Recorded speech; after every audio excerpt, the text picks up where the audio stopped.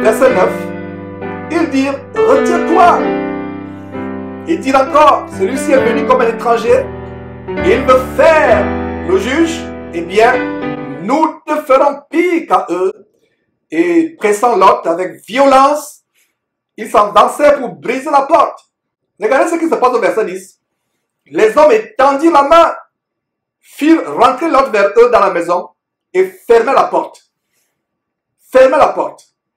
Et voilà comment les anges agissent de manière surnaturelle. Ils font rentrer Lot et ferment la porte derrière eux. Et le verset 11 dit quoi?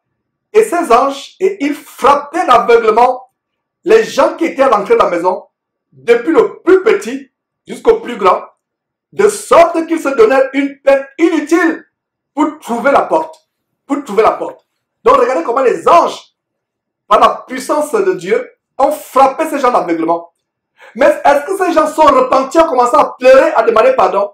Non. Malgré le fait qu'ils sont aveugles, ils continuent dans leur aveuglement à chercher la porte pour entrer. Est-ce que vous avez bien compris ce détail en lisant le livre, mes frères et sœurs? C'est incroyable comment certaines personnes, malgré le fait qu'ils sont frappés par Dieu, continuent à s'avancer de plus en plus dans le péché. Imaginez-vous la scène. Toute une foule qui vient pour violer les habitants d'une maison.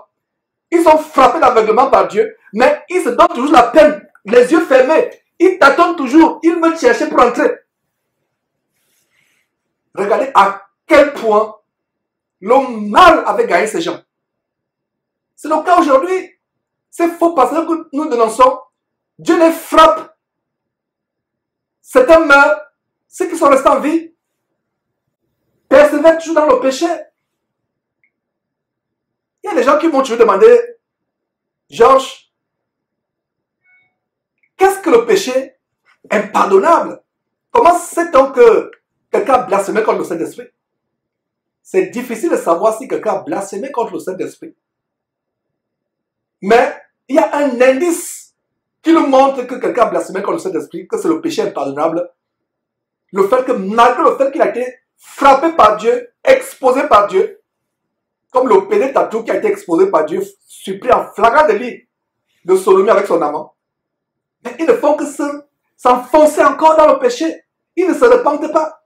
Ces gens de Sodome et Gomorrhe auraient pu se repentir, auraient pu demander pardon à Dieu, dire, oh, on regrette. Donc, regardez à quel point la ville était arrivée dans la perversion, la méchanceté. C'est dire à quel point ces gens étaient pervers.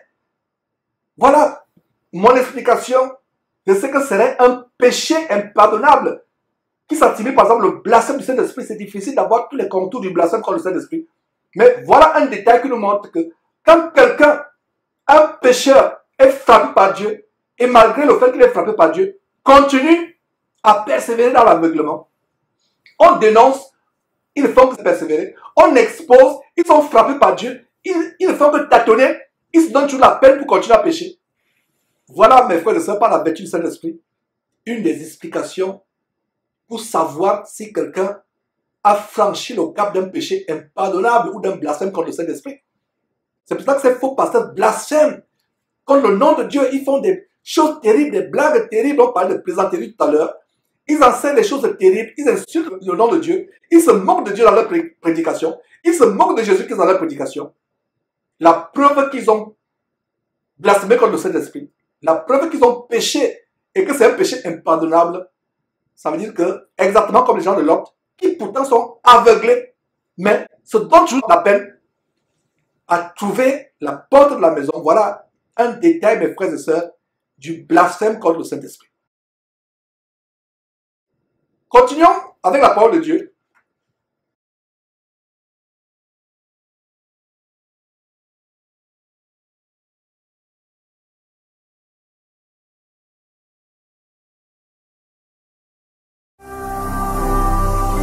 Ne manquez pas de vous abonner à notre chaîne YouTube Jésus-Christ TV, en cliquant sur le bouton s'abonner, juste au bas de la fenêtre de cette vidéo.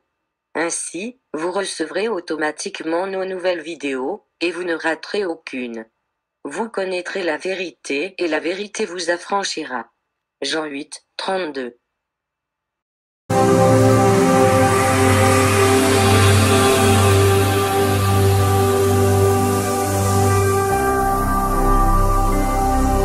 Jésus-Christ TV, vous connaîtrez la vérité et la vérité vous affranchira.